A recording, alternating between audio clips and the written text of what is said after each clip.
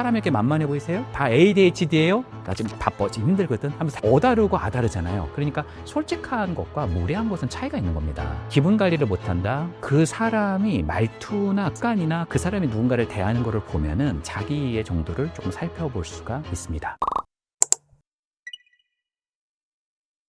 사실 저는요, 정서지능은 크게 세 가지가 있다고 보는데요. 첫 번째는 자기 이해입니다. 자신을 깊이 이해하는 것, 더 나아가서는 타인을 이해하는 것, 세 번째는 상호작용할 수 있는 능력입니다. 근데요, 내가 누군가를 정확하게 볼 수 있고 상호작용을 하려면 가장 필수적인 것이 자기 이해입니다. 근데 놀랍게도 이런 많은 심리 컨텐츠들도 타인을 어떻게 보느냐 혹은 상호작용을 하는지에 많이 치우쳐져 있지, 자신을 사실 들여다보는 거에서는 사실 덜 강조가 된 것이 사실이에요. 그런데 더 문제는 자기 이해가 잘 되지 않으면 남을 명료하게 볼 수 있는 힘이 생기기 힘들어요. 자기의 좁은 그릇으로 남을 이렇게 진단하고 평가하고 라벨링하기가 엄청나게 쉬워질 수 있다는 거죠. 그러니까 자기 이해는 이 정서지능에서의 가장 뿌리와 같다, 이렇게 말씀드릴 수 있겠죠. 그리고 이 부분이 바로 핵심인데, 그 사람이 말투나 그 사람의 어떤 습관이나 그 사람이 누군가를 대하는 것을 보면은 그 사람의 자기 이해 정도를 조금 살펴볼 수가 있습니다. 왜냐하면 그 사람에게 아무리 의사소통법을 훈련시켜도요, 자기 이해가 떨어지면 자기 딴에는 남을 위해서 하는 얘기인데 그게 남을 거의 해치는 칼이 되는 경우들이 있어요. 그리고 이 성찰 능력을 조금 고급스럽게 얘기하면은 메타인지다, 이렇게 말할 수 있습니다. 메타인지라고 하는 것은 내가 말하고 있는 거, 내가 생각하는 거, 내가 느끼는 감정, 이런 거를 이렇게 객관적으로 볼 수 있는 능력이에요. 내가 말한 게 혹시 이게 저 사람한테 상처가 되나? 이런 거를 생각할 수 있는 역량이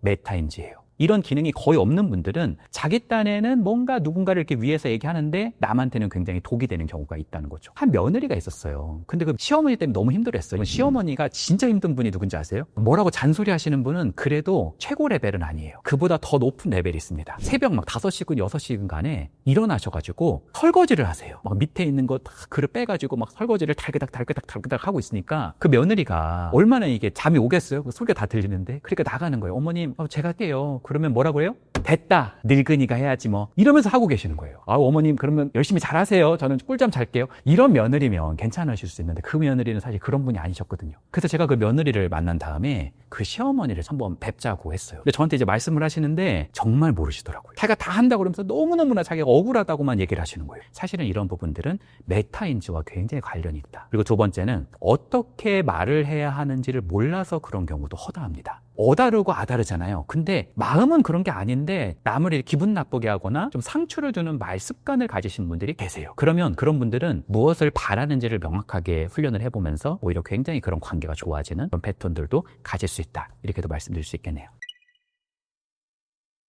10명의 사람이 있으면 한두 명하고 친구고 나머지는 이렇게 중요하게 생각하지 않아도 된다, 이런 얘기들이 있는데 그건 맞는 말이라 생각해요. 근데요, 적이 있어도 괜찮다? 저는 그거는 아니라고 생각합니다. 감정 조절을 잘한다는 것은 내가 떠오르는 감정을 그냥 여과장치 없이 나가는 게 아니라 조금 더 그 사람에게 있어서 조금 더 나은 언어로 조정을 해서 보낼 수 있는 능력이거든요. 그러니까 솔직한 것과 무례한 것은 차이가 있는 겁니다. 예를 들면 이렇게 말할 수 있겠죠. 친구가 약속 시간에 늦었어요. 야, 너는 맨날 늦냐? 남 생각 좀 해. 아니면 혹시 무슨 일이 있었어? 아이고 그랬구나. 이렇게 말해보는 연습은 할 말을 하면서도 그 친구하고 얼마든지 교집합을 형성할 수 있는 말이죠. 또 하나의 예를 들어볼까요? 만약에 직장에서 업무 지적을 받았어요. 어떻게 얘기해 보실까요? 아이고 그 부분은 제가 놓친 게 맞네요. 그 부분 바로 수정 가능하죠. 그래도 잘했죠, 부장님. 이렇게 말해볼 수 있는 사람은 훨씬 더 인간미가 있을 수 있다는 겁니다. 이렇게 말하는 것이 내가 할 말을 하면서도 그 사람하고 얼마든지 교집합을 형성할 수 있는 좋은 말들의 습관이다, 이렇게 말씀드릴 수 있을 것 같습니다. 그 사람으로 완전히 적을 만들고 싶다. 그럼 여기에도 지름길이 있습니다. 자기 자랑의 스탠스를 유지하시는 겁니다. 자기 자랑의 스탠스를 유지하시면서 그 사람을 무시하면 돼요. 한 번이면 됩니다. 저는요, 사람을 잃으면 모든 것을 잃는 거라고 생각합니다. 다른 사람의 감정을 상하게 하는 것, 존재를 어떻게 보면 묵살하는 것. 사실 누군가가 나를 보면서 본체 만취하면서 가요. 그랬을 때 빠질 수도 있겠죠. 왜 저를 본체 만취하세요? 사람에게 만만해 보이세요? 이것은 어떻게 보면 다 개인화된 생각일 수도 있죠. 그 사람이 나를 본체 만취하고 가는 게 알고 봤더니 혹시 그 사람 이슈는 아닐까? 최근에 어려운 일이 있다고 했는데 누군가가 이렇게 화를 낼 때는 맞서지 않는 연습을 해보는 게 도움이 됩니다. 예전에 우스갯소리라나 여러분에게 한번 한번 들려드려 볼게요. 철수가 전학을 간 거예요. 전학을 갔어요. 내가 앞에 딱 나와서 얘기하는 거예요. 야, 나보다 더 센 사람 나와. 자기보다 머리가 하나 더 큰 사람이 뚜벅뚜벅 나오는 거예요. 나왔어? 또 나와. 나보다 싸움 잘하는 사람 또 나와. 그랬더니 이번에는 등치가 산만한 유도 선수 같은 애가 또 나오는 거예요. 그다음 나왔어? 야, 또 나와. 나보다 싸움 잘하는 사람 나와. 그랬더니 이제 그다음부터 조용해요. 철수가 그러는 거예요. 다 나왔어 그러면? 그럼 내가 3등이네. 이렇게 얘기했다는 거죠. 그러니까 그분들하고 싸울 필요가 없다는 거예요. 화날 때 맞서지 않는 것. 그 사람이 내 말이 막 틀렸다고 할 때 싸우기 시작하면 여기서는요, 내가 옳다고 생각하고 그분도 옳다고 생각하면 여기서 답이 안 나오는 경우가 많아요. 지나갈 수 있게끔 유연하게 넘겨주고 향후에 말해볼 수 있는 측면이 훨씬 더 현명하다. 이렇게 말씀드리고 싶고요. 항상 어떤 이야기를 할 때 너로 얘기하는 것보다는 나로 얘기하는 게 조금 더 나아요. 예를 들어서 너 무슨 말을 그따위로 하니? 이거보다는 나는 그 말을 들으니까 좀 속상했어. 이렇게 나로 얘기해 보는 것이 훨씬 더 나은 방법일 수 있고요. 어떤 생각을 얘기하기보다는 내가 가지고 있는 욕구나 원하는 말을 분명하게 말해보는 게 좀 나을 수 있습니다. 예를 들자면 내가 만약에 팀장이에요. 사람들이 여기서 막 떠들고 있어요. 내 이야기 집중을 안 하고 있어요. 사람들이 지금 나 무시하나? 다 ADHD예요? 이러면 이 팀장은 얼마나 직장 생활을 힘들겠어요. 뭐라고 하면 돼요? 자 이제 주목해주세요 하고 자기가 하는 얘기를 해버릇하는 그 여유, 웃음 속에서 오히려 다른 사람과 화합할 수 있는 기지가 형성될 수 있다는 거죠.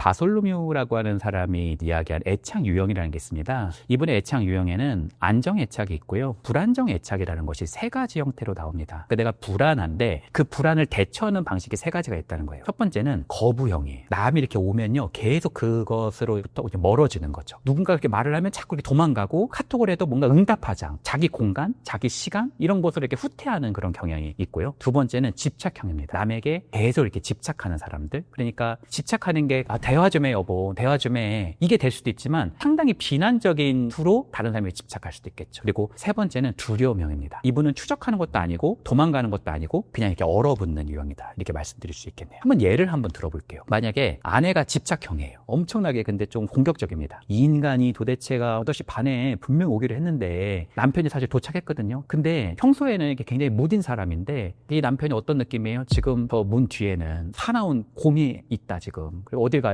편의점 가가지고 곰이 주무실 때까지 맥주 한 잔 들이키면서 12시까지 있는 거예요. 그 12시 넘어가지고 살금살금 들어왔어요. 그런데 곰이 자요 안 자요? 안 자요. 문 앞에 딱 기다리고 있어요. 나 지금 바빠, 지금 힘들거든 하면서 자기 방으로 얼른 들어가요. 이 남편은 거부형이죠. 그러니까 추적하는 집착형은 어떤 면에서는 약간 싸우려고 하는 투가 있을 수 있고, 거부형은 자꾸 거절하는 투가 있을 수 있다는 거죠. 그러니까 어떤 측면에서는 기분 관리를 못한다, 미성숙한 것이 아니라 내가 가지고 있는 깊은 상처가 다 숨어 있다고 얘기를 하거든요. 그러니까 초기 경험에서 깊은 상처를 갖게 될 때는 싸우거나 혹은 내가 도망가거나 아니면 위축되는 그런 패턴으로 나타날 수 있다, 이렇게 여러분에게 말씀드리고 싶습니다.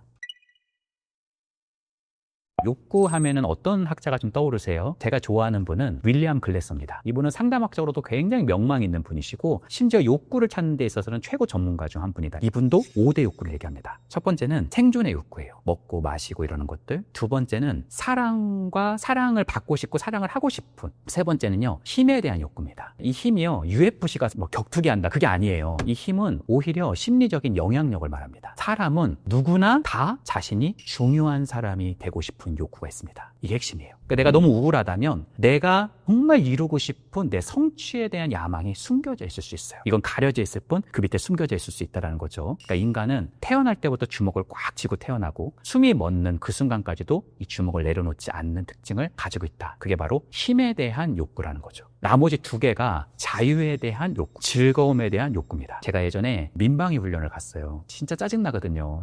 다들 이렇게 막 다 힘드신 거죠. 막 모자 막 다 이렇게 쓰시고요. 그러니까 자유가 없으면 다 사람이 비행행동해요. 즉, 여러분들이 화가 나는 이유는 사실은 이 5대 욕구를 잘 살펴보시는 게 핵심입니다. 내가 이렇게 화가 나고 우울한 이유는 내가 가지고 있는 욕구가 좌절되었기 때문에 화가 나는 거고, 우울이 생기는 거고, 불안이 생기는 걸 수 있다. 이런 부분을 여러분이 한번 숙고해 볼 수 있습니다. 내가 힘에 대한 욕구가 어마어마하게 큰 사람이에요. 운동하고 산책 가고 평화롭게 사시고, 그게 아닐 수 있다는 거예요. 잠깐은 도움될 수 있지만 본질이 아닐 수 있다는 거예요. 그분은 치고 나가고 조금씩 성장해 나가는 것이 오히려 그분의 스트레스를 회복하고 대처하는데 더 큰 기지일 수도 있다. 사실 행동이라는 거는 겉으로 나와 있죠. 근데 행동은 그 밑에 있는 추에 따라서 움직입니다. 그 추의 이름은 바로 욕구입니다. 내가 가지고 있는 욕망은 내 행동을 컨트롤할 수 있는 심연의 추다. 그리고 이 욕구를 찾을 때 비로소 나타나는 두 가지 변화 지점이 있습니다. 그게 바로 뭐냐면 하나는 얼굴이 환해지게 바뀌어요. 얼굴이 피기 시작한다는. 두 번째는 여러분 혹시 가수가 노래 부를 때 이렇게 몰입되는 느낌 보신 적 있으세요? 음악 나오기 전에 눈이 명료해져요. 이 두 가지가 이 사람의 욕구를 뭔가 발견했을 때 굉장히 달라지게 되는 포인트입니다. 자기 욕구를 찾았을 때 굉장히 그 이글이글 그런 눈빛이 있다는 거예요. 그리고요, 이것을 찾았으면 반대편에 있는 축이 바로 뭐냐면 반드시 그것을 작게라도 체험할 수 있는 걸 과제로 냅니다. 내가 어렸을 때 정말 못 가봤던 맛집이 있다면 가서 한번 먹어보는 경험이 굉장히 중요할 수 있어요. 내가 어렸을 때 드로잉 스쿨을 못 간 거예요. 그게 너무 억울해요. 그걸 찾았어요. 그럼 어떻게 하셔야 돼요? 그래서라도 가보는 것이 굉장히 중요한 축입니다. 가보면 내가 되게 좋아하는 줄 알았는데 가보니까 별거 아닐 수도 있어요. 또 어떤 경우에는 내가 A를 좋아하는 줄 알고 가봤는데 B가 나올 수도 있습니다. 새로운 욕구를 찾을 수도 있습니다. 그래서 이런 부분들은 어떤 면에서는 하나의 욕구를 찾고 그것을 체험해 나가는 것, 그것은 바로 즐거움이 배가 될 수 있는 굉장히 중요한 토대다. 이걸 여러분에게 말씀드리고 싶습니다. 자기 자신을 존중하지 못할 때 느끼는 감정들 중에 대표적인 거 한 4가지 정도를 말씀드리면 어떨까 합니다. 첫 번째는 깊은 수치심이에요. 모두가 나를 쳐다보면서 비웃는 것 같고 내가 뭔가 드러나면은 그게 너무 부끄러운 거예요. 그러니까 어떤 면에서는 나는 내 무대를 갈망하면서도 내 무대 위에 올라서지 못하는 것. 이게요, 어느 경우는 심지어 평생 동안 그런 경우들도 있습니다. 그것은 이 사람에게 해결되지 않은 수치심의 이슈가 반복해서 계속 이 사람의 인생 속에서 재현되고 있다. 이렇게 말씀드릴 수 있고요. 공허함과 외로움, 뭔가 내가 혼자인 듯한 느낌, 또 어떤 면에서는 내 편이 아무도 없다라는 느낌. 내가 친구들하고 있을 때요, 막 웃으면서 개그하면서 막 까르르 웃기고 있어요. 친구들도 난리가 났어요. 근데 속으로는 어때요? 나는 무슨 막에 쌓인 것 같아. 이 친구들은 따로 있고요, 내 옆에는 아무도 없다라는 느낌이 들어요. 내가 여기서 웃기고 있고 여러 가지 재미있는 연기를 하고 있지만 사실은 나를 진정으로 만나는다는 느낌을 받지 않는다는 거죠. 이런 분들은 외향인데도 불구하고 사람을 만나는 거에 대해서 굉장히 불편한 경우들이 상당수 존재합니다. 그래서 외향이라고 해서 무조건 사람 만나는 게 좋은 것이 아닐 수 있다. 이렇게 여러분에게 좀 말씀드리고 싶고요. 다른 사람이 나를 싫어하면 어떡하지? 다른 사람이 날 떠나면 어떡하지? 제가 예전에 한 고속버스를 타고 이렇게 서울로 넘어오는데 어떤 아이하고 엄마하고 같이 나가는 거예요. 근데 그 아이가 굉장히 웃고 있어요. 막 신나게 웃고 있고 엄마는 이렇게 침울해요. 짐이나 이런 걸 보면은 쉽지 않은 삶을 살고 있다는 느낌이 받아요. 근데 아이가요, 막 개그를 하는 거예요. 엄마 이것도 재밌고 저것도 재밌고 하면서 막 웃은 소리를 하는 거예요. 근데 엄마의 진로를 자꾸 막아요. 아이가 짜증이 많이 나 있어요. 근데 아이가 그러는 거예요. 가다가